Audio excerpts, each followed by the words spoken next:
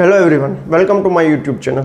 दोस्तों, आरबीआई ने repo rate कम कर दिया। ये हम सबने न्यूज़ देखे है कि भाई आरबीआई ने रेपो रेट कम कर दिया, इससे हमारा लोन का ईएमआई कम होगा। वो हम सबको पता है। पर आरबीआई ऐसा क्यों करती है? क्यों उसने 2 बार 25 पॉइंट डाउन किया, फिर तीसरी बार 50 पॉइंट डाउन किया? क्यों एक बार में ही उसने 1% डाउन नहीं कर दिया सीधा रेपो रेट? ऐसा क्या होता है? ऐसा तो नहीं होता है ना कि भाई आरबीआई के जो गवर्नर है संजय मल्होत्रा जी, आज उनका मूड अच्छा है तो उसने बोल दिया कि भाई रेपो रेट कम कर दो। आज उनका मूड खराब है तो उसने बोल दिया कि भाई अब रेपो रेट बढ़ा दो। ऐसा तो नहीं होता है ना। उसका भी कोई फैक्टर होता होगा कि उस पर वो काम करते होंगे, उस पर ही वो डिसाइड करते होंगे कि भाई अभी रेपो रेट बढ़ाना है, अभी कम करना है।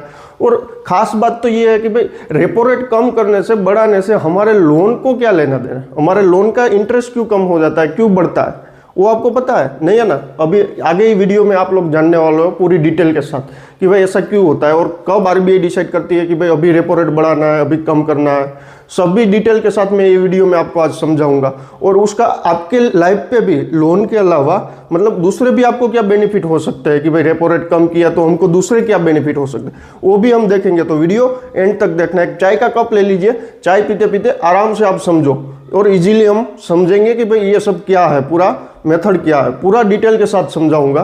तो वीडियो पूरा जरूर देखना। आइए तो अभी वीडियो स्टार्ट करते हैं। होता है ना कि भाई वो कम करना है, वो बढ़ाना है। ये आरबीआई की एक एमपीसी करके कमेटी होती है, मतलब कि मॉनेटरी पॉलिसी कमेटी उसको बोला जाता है। वही डिसाइड करती है कि भाई रेपो रेट को भी बढ़ाना है या कम करना है। तो वो कौन से फैक्टर पे ये मतलब डिसाइड करती है कि भाई ये बढ़ाना है कि कम करना। हाँ, अगर आपको ये पता नहीं है ना कि भाई आरबीआई क्या है, आरबीआई के फंक्शन क्या है, क्या काम करती है, वही अगर आपको नहीं पता है ना तो फटाफट मेरे को कमेंट कर दीजिए आरबीआई लिख के। तो मैं जो मेरा अगला वीडियो होगा ना वो पूरा आरबीआई पे बना दूंगा। तो ये जो एमपीसी कमेटी होती है ना, मतलब मॉनेटरी पॉलिसी कमेटी, ये 6 लोगों की कमेटी होती है। उसमें 5 मेंबर होते हैं और आरबीआई के जो गवर्नर होते हैं ना वो उसको हेडेड करते हैं, उसके चेयरपर्सन होते हैं। वही लोग 6 लोग मिलकर ही डिसाइड करते हैं कि रेपो रेट का क्या करना है।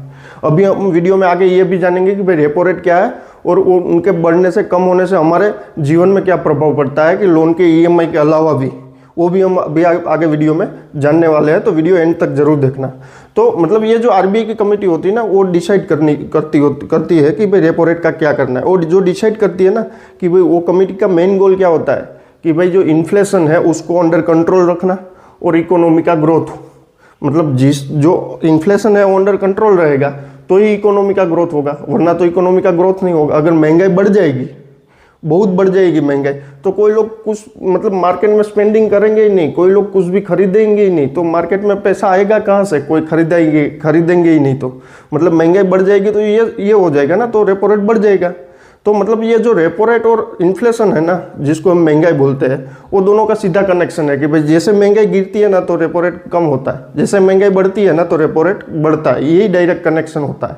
तो अभी ये रेपो रेट क्या है वो भी हम जानते हैं कि रेपो रेट क्या है, कि रेपो रेट के बढ़ने से और कम होने से और क्या मतलब अपने लोन का ईएमआई उसी के बढ़ने से, कम होने से क्यों बढ़ता है, कम होता है क्यों? तभी बैंक ये जो होती है वो इंटरेस्ट रेट कम करती है और बढ़ाती है। रेपो रेट का और बैंक का क्या कनेक्शन है?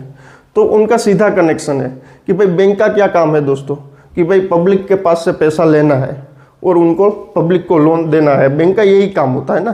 तो ऐसा नहीं है कि बैंक जो है वो सिर्फ पब्लिक के पास से ही पैसा लेती है। बैंक जो है ना वो आरबीआई के पास से भी पैसा लेती है।